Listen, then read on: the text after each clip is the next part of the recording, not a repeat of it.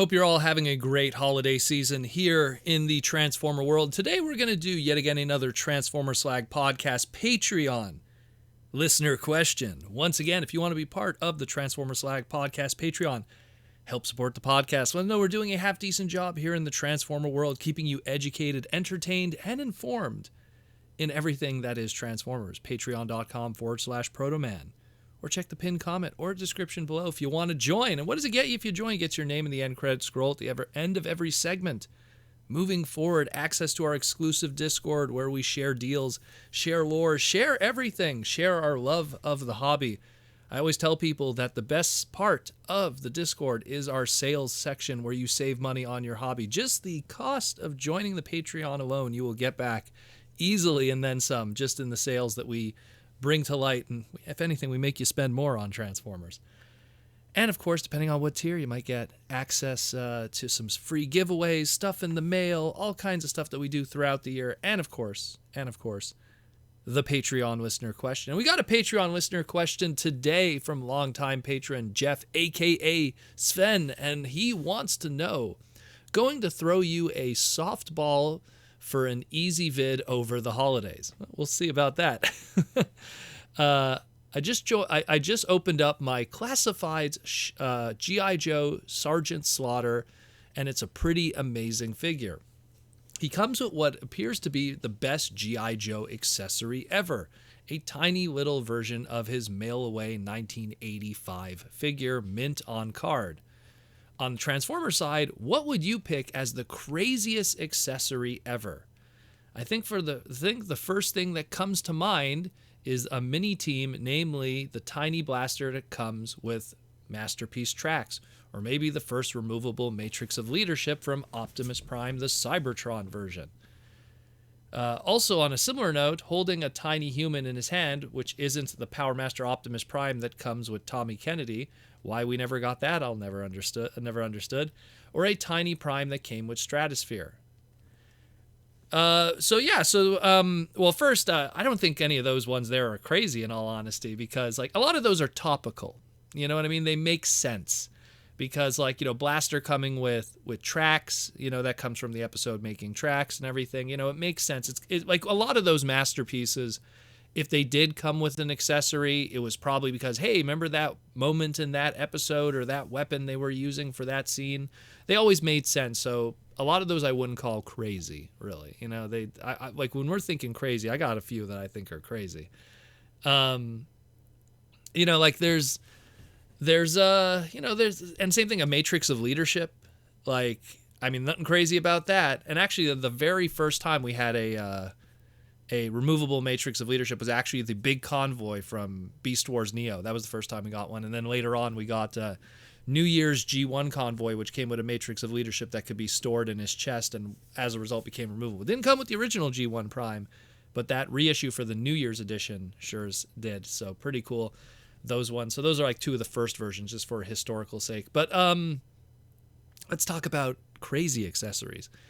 Now, I was going to include some weird pre-order items from Masterpiece, but then I thought, you know what, those didn't really come with the toys, and a lot of those were either Hong Kong or China exclusives, or like, you know, they called them Asia exclusives, but it really was just Hong Kong and China if you pre-ordered them. So now today, if you get a lot of those Masterpieces, you usually don't get those pre-order items. Like I was thinking like Masterpiece Optimus Primal with his banana box, you know, that came with the metal chain and everything. So, you know, you get a lot of those weird ones, but those don't really come now with the actual item, and they're not crazy accessories that are included with it. So I kind of omitted those, but I do have two. That really catch my eye. And the first one, and it's kind of interesting because it was only recently we just started talking about this character all over again. Transformers Animated Deluxe Class Prowl. I've always questioned, why did he come with that traffic light chain weapon that he came with? We used to joke in the fandom because it was around that same time, because, you know, this figure came out in 2008, and just, you know, 2 years prior to that, we were introduced to the Transformers Galaxy Force, aka Cybertron character of Signal Lancer, And we used to joke that this traffic light weapon was our Action Master Signal Lancer, and the closest we've ever gotten to a Signal Lancer figure ever from Transformers. But he just had this included with him, and it didn't make too much sense because it's not like he wielded this weapon in the show or something. It wasn't like some kind of big thing. It's mentioned briefly on his packaging that, he can use any weapon, any object around him as a weapon, kind of like Bullseye from Marvel or something. So maybe, by that being put in the description, and including it with the toy kind of emphasizes that, well, look, he could take a traffic light and turn it into a chain weapon or something. Maybe. That's a possibility. It's also possible that, it was at a time when Hasbro would be like, wow, we still have so much more budget after putting this figure together. Maybe we could, add a little extra and include an accessory, which, sometimes they do. Happened with Hound back in the day where they did the Universe 2.0 Hound. They're like, hey, we got extra budget still left over. Let's include Ravage with it, So maybe it was a case of that. But that's always been a very weird one that's been included because no other animated toys afterwards did the same thing. If they had accessories, it made sense. It was something related to their character. It was something or a weapon that they used in the show. Even something like Bulkhead that came with the Headmaster. It made sense because that was something that happened in the cartoon. So that was always a weird one with me. Always like, oh, it came with a trap. And only Prowl. No one else had that. No one else had that kind of weird, out of context kind of accessory. And the only other one I could really think of is, and this is also a weird one, is the Beast Wars Transmetal 2 Black Arachnia with removable bra. And when I say removable bra is because when you look at her animation model, it's very clear that her Transmetal 2 animation model, her chestal region, has a red kind of maroon chromey shape to it. And even if you look at the veneering and the chrome of that area, it matches a lot of what exists under that bra. The fact that that toy was made and the bra was removable and Mainframe decided to animate it with what is available under the bra is very weird, like what happened there. And of course, the very first versions of that figure that got shipped, the bra was removable, and then later releases of it, it was crazy glued on. It couldn't be removed anymore. So there's actually two different versions of that Black Arachnia kicking around. But it's always been a very weird accessory because it's like, if from the get-go this was intended to just be a bra that was glued onto the character and the transmetal chrome everything was always meant to be hidden under, why did Mainframe then decide to, when they did the animation model, go that route? And when you look at, the sculpting of it, it clearly is trying to match what was under the bra, not what was the bra itself.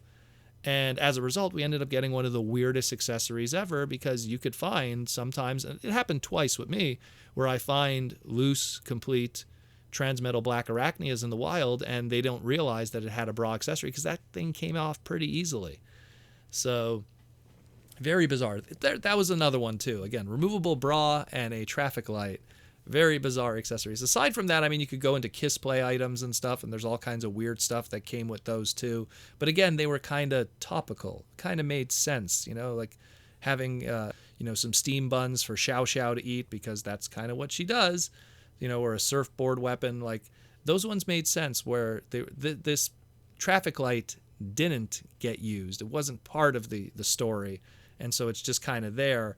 And then you have stuff like the removable bra that design was never used ever in the show. And it's kind of this like chicken before the egg. Did the toy come first or did the design come first? Or was there some kind of, production that was done together? And maybe Mainframe, who's always been kind of saucy, was doing some fun behind the scenes like they've always done with the Black Arachnia character.